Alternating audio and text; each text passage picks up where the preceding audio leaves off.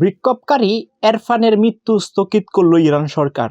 অর্থাৎ এরফান হচ্ছেন ইরানের একজন নাগরিক এবং উনি হচ্ছে ব্যবসায়ী, অর্থাৎ ব্যবসা করত।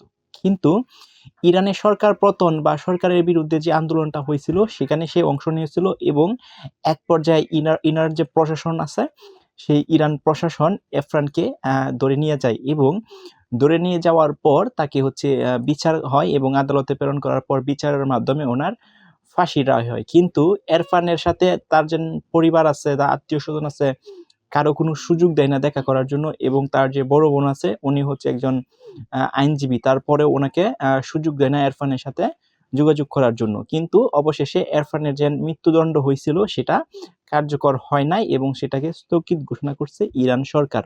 এখন কেন স্থগিত ঘোষণা করছে? এই যে আমাদের হাতে একটা প্রতিবেদন আছে, এখানে বলা আছে বিক্ষোভকারী এরফানের মৃত্যুদণ্ড স্থগিত করলো ইরান।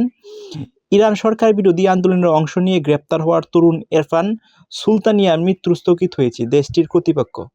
তার পরিবারের সদস্য এবং নরবি ভিত্তিক মানবাধিকার সংস্থা হেলোনিয়র এবং বরাদে জানিয়েছেন ২৬ বছর বয়সী এরফান সুলতানি পেশায় একজন ব্যবসায়ী, অর্থাৎ দোকান ব্যবসায়ী বা যেটাকে আমরা মুদি ব্যবসায়ী বলি। তিনি ইরানের রাজধানী তেহরাতে উপকণ্ঠে কাবারাস এলাকায় বসবাস করতেন।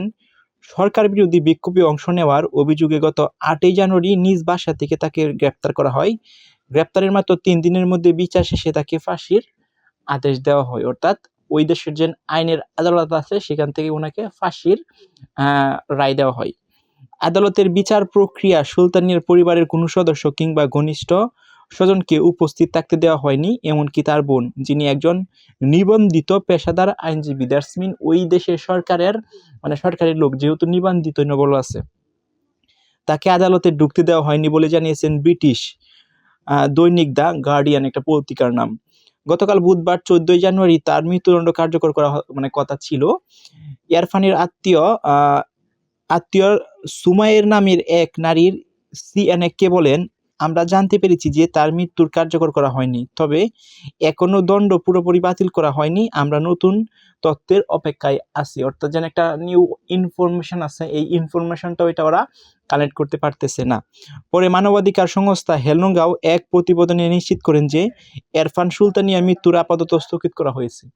সো ওই দেশের যে গভর্নমেন্ট আছে, গভর্নমেন্ট আপাতত স্থগিত করা হয়েছে। পরবর্তী যে স্টেপটা হবে বা সরকার এরফানের বিরুদ্ধে কি স্টেপ নিবে, আসলে কি মৃত্যুদণ্ড দিবে কি না বা অন্য কোনো প্রক্রিয়ায় যাবে কিনা, সেই যেন একটা প্রসিডিউর আছে, সেই প্রসিডিউর কিন্তু এখনো কোনো তথ্য ওরা জানায় না। বাট স্থগিত মানে হচ্ছে সাময়িক সময়ের জন্য স্থগিত, অর্থাৎ ওনার যে মৃত্যুদণ্ড আছে এই মৃত্যুদণ্ডটা কার্যকর হওয়ার কথা ছিল, বাট সাময়িক সময়ের জন্য এটা স্থগিত ঘোষণা করছে। কিন্তু পরবর্তীতে আপডেট কি হয় সেটা জানাই না। সো আপনারা জেনে থাকবেন ইরানে এরকম অনেককেই ফাঁসি দিচ্ছে অলরেডি ইরান সরকার, অর্থাৎ সরকার বিরোধী যারা আন্দোলন